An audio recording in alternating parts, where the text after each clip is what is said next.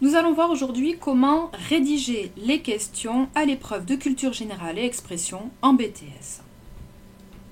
Cette présentation va d'abord rappeler ce qui est attendu lors de ces questions, mettre un petit accent sur la structure de l'épreuve avec bien entendu la prise de connaissance du sujet et l'analyse des questions, et on fera un petit déroulé des différentes étapes à respecter. Pour rappel, les questions doivent être rédigées pour présenter des réponses aussi claires et précises que possible. Ça veut dire que vos réponses doivent être complètes et surtout utiliser des cas concrets, des exemples issus et tirés du corpus de documents. Attention, au moment des questions, on ne sort pas du corpus de documents. Pour rappel, l'épreuve dure 3 heures au total. Il va donc falloir allouer à peu près 1h30 aux questions.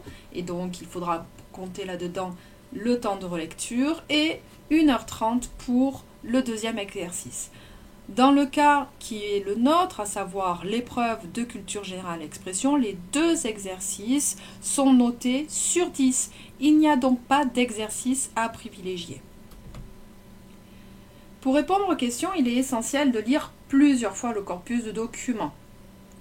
Afin de répondre à ces questions, vous allez donc effectuer un travail sur le corpus et ou au brouillon pour relever des idées et ne pas oublier d'effectuer les travaux préalables à la rédaction de chaque question.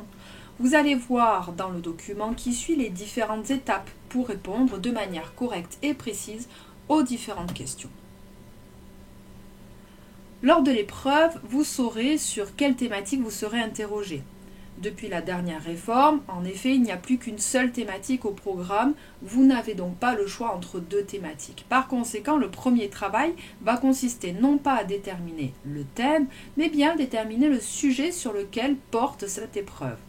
N'hésitez pas à garder sous la main une feuille sur laquelle vous allez jeter les idées et les souvenirs de cours ou de culture personnelle qui pourraient venir lors de la lecture des documents ou au moment de la prise de connaissance du thème et du sous-thème.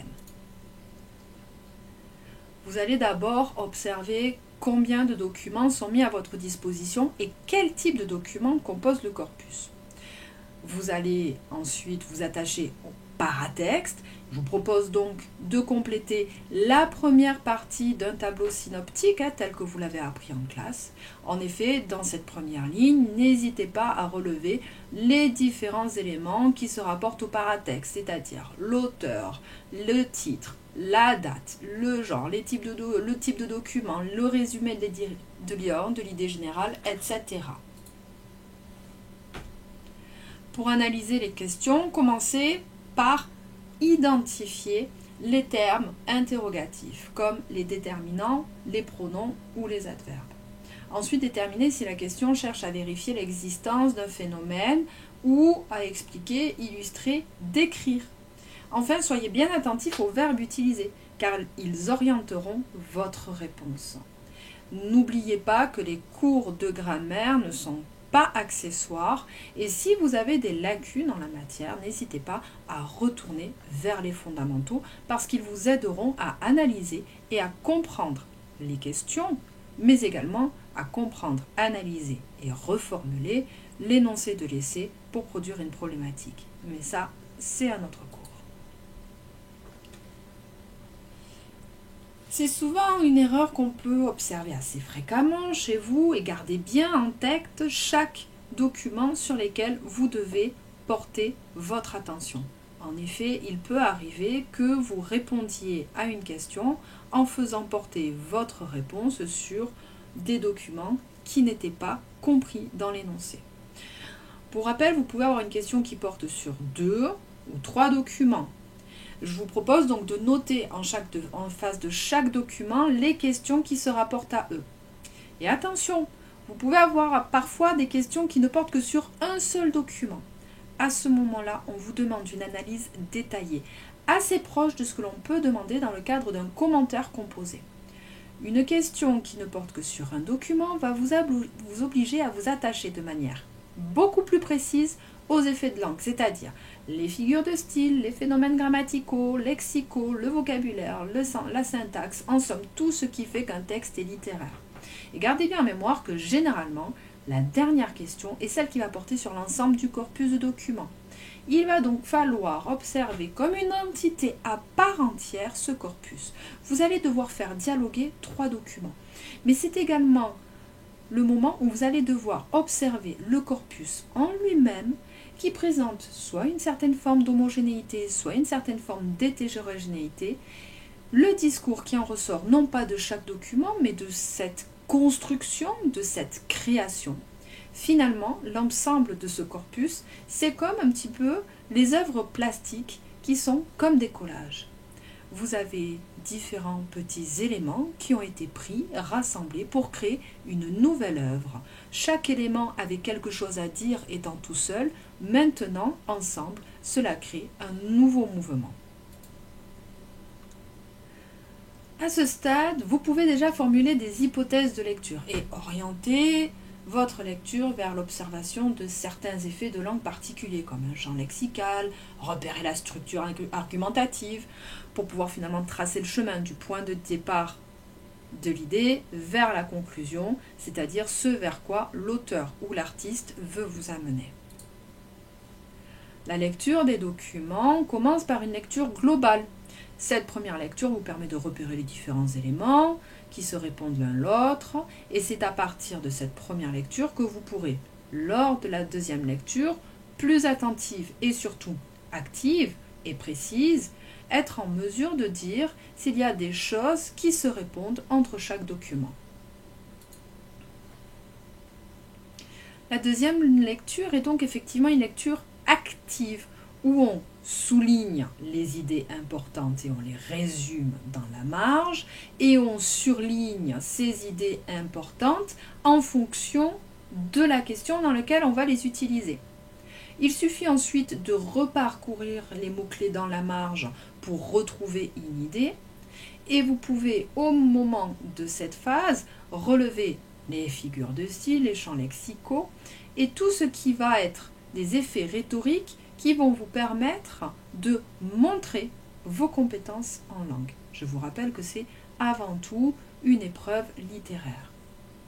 Il est donc essentiel, au cours de ces 2 ans, avant l'épreuve de BTS, de se remettre en mémoire les différents faits stylistiques, les effets de style que vous avez pu apprendre dans les cours des niveaux inférieurs.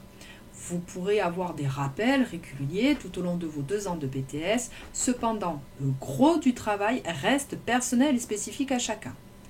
En effet, vous n'aurez pas présenté le même taux de rétention d'informations en ce qui concerne ces connaissances. De plus, si vous aviez une majeure littéraire et que vous étiez en général, vous avez poussé un petit peu plus loin les effets stylistiques et leur apprentissage, ce qui n'est pas le cas si vous venez de Bac Pro. Je vous propose donc d'effectuer des fiches sur les figures de style majeur, de les apprendre et même, pourquoi pas, de les utiliser dans la vie de tous les jours. Entraînez-vous à les repérer dans la vie quotidienne, par exemple les slogans de publicité, dans le discours des personnes qui manient particulièrement bien la langue, ou les hommes politiques, ou pourquoi pas, au jeu entre camarades et collègues. Vous pouvez très bien organiser une battle entre midi et 2. C'est un excellent exercice pour mettre en œuvre ces effets rhétoriques et ça vous oblige à travailler les allitérations, les rimes et tout ce qui est de l'ordre de l'image, comme les métaphores. Lorsque vous en êtes à la lecture, donc, vous vous rappelez qu'il faut souligner toutes les idées importantes et surligner d'une couleur différente pour chaque question les éléments que vous allez utiliser.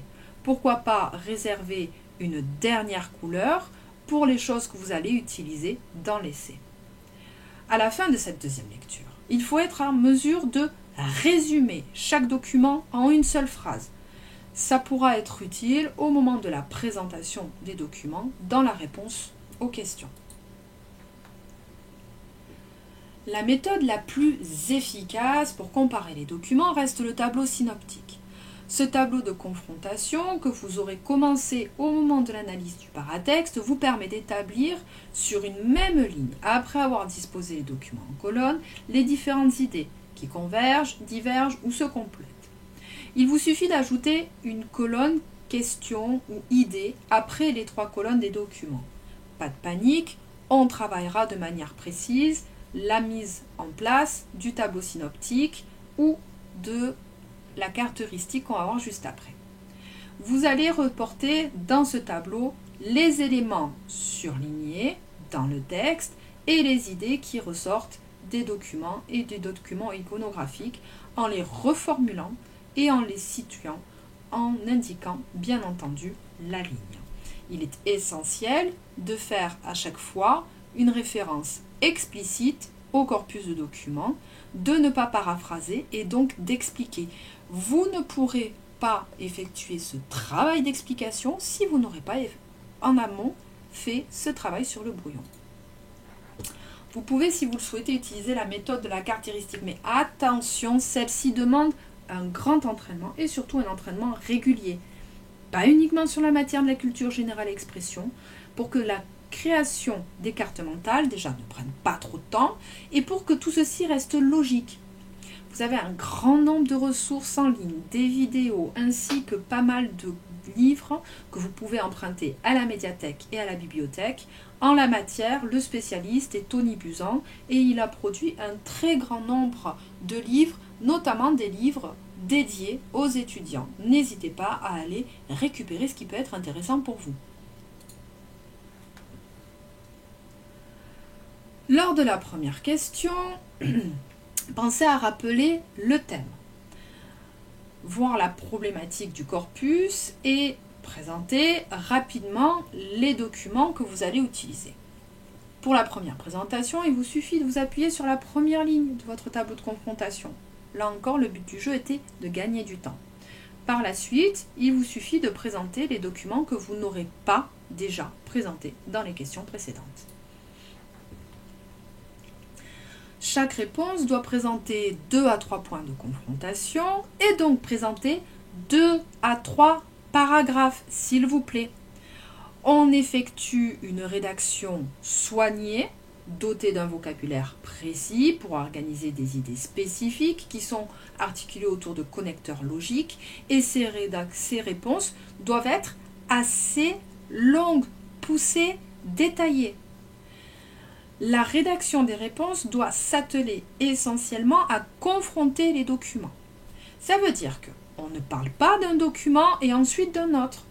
Dans chaque paragraphe, on va organiser les idées pour que chaque document soit abordé, non pas l'un après l'autre, mais en même temps, par idée.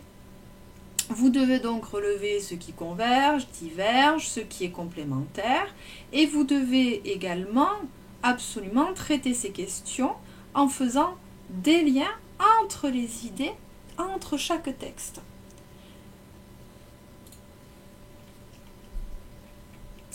La compétence de concision, elle, est absolument essentielle.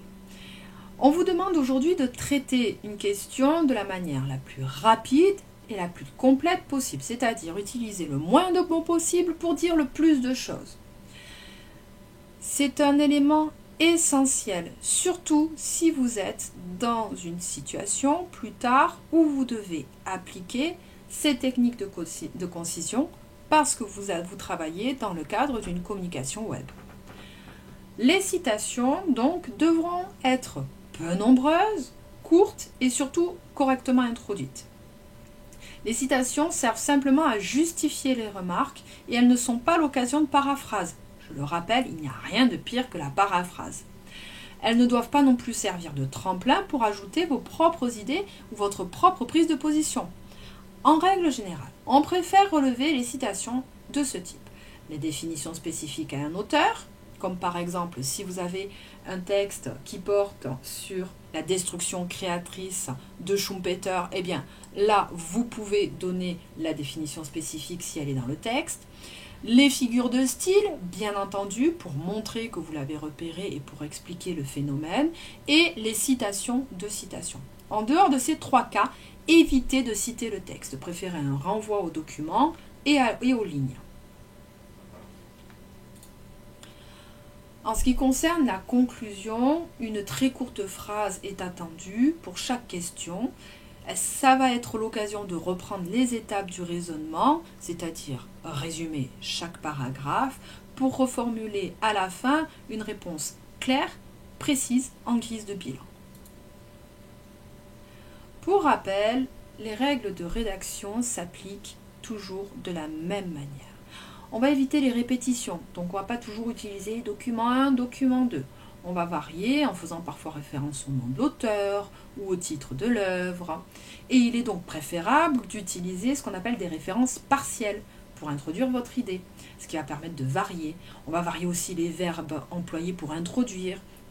On va dire l'article du Monde souligne l'importance de, le roman propose l'interprétation suivante, le tableau, la publicité donne à voir, etc. Variez vraiment vos approches.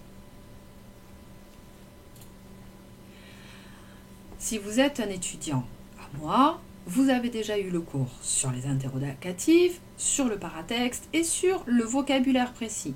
Je vous propose de retourner vers ces différents cours si jamais vous n'êtes pas sûr de vous souvenir exactement de quoi il en retourne.